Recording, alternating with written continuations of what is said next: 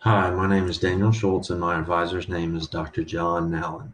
I will be presenting the spatiotemporal analysis of surface water installation in the Cache and Langi River regions of northeastern Arkansas.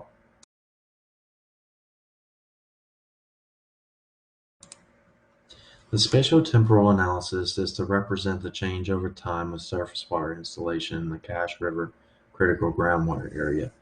Arkansas ranks third in the U.S. for irrigated cropland, and most of the crops are irrigated from the Mississippi River Valley alluvial aquifer, also known as the MIRVA. Over time, the MIRVA's water table has declined to an extent that is becoming a concern for everyone.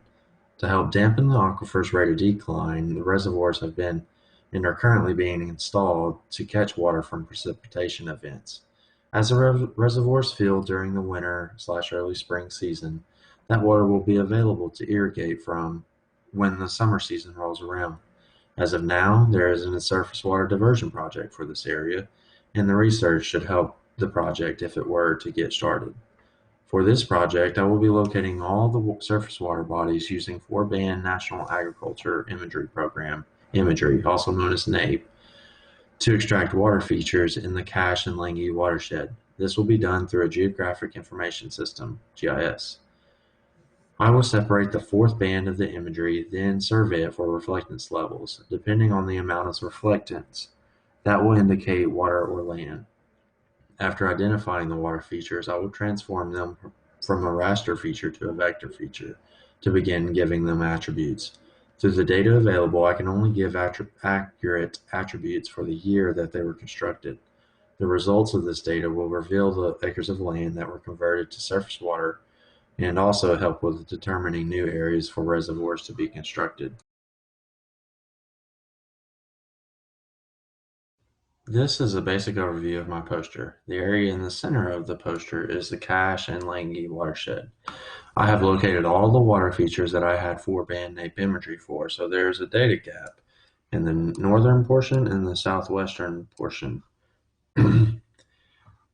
Over here is the aquifer depth to water map. The darkest red area is the cone of depression where the aquifer has been depleted the most. This is the area that is highlighted with the green boundary.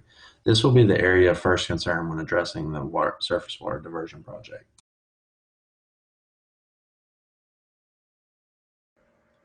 I have 9 different year classifications for the surface water bodies. Looking at the cone of depression, there's a good mix of all the years, but take a closer look and see the areas that do not have any reservoir construction. Here, here. These are the results we are trying to highlight via visual interpretation. You can physically see the absence of much needed surface water at the deepest part of the depression.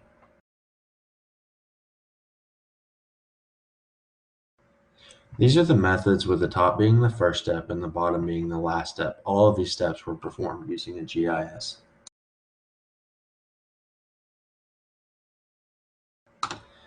This slide is just to give you an idea of where the cone of depression is in the aquifer versus where it is in the watershed.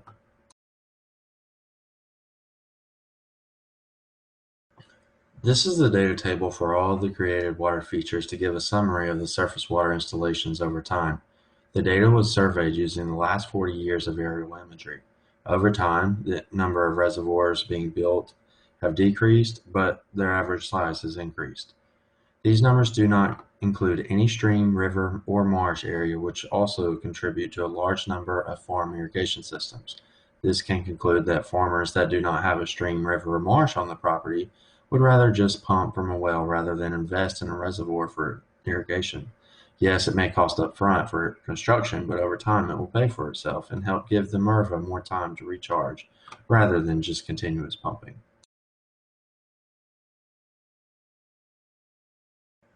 There were 702 bodies of water found that could be reservoirs located on or adjacent to farmland in the Cache and Langi region.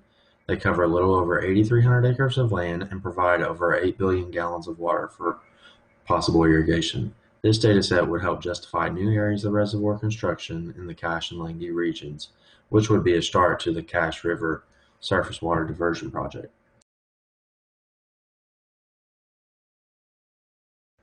References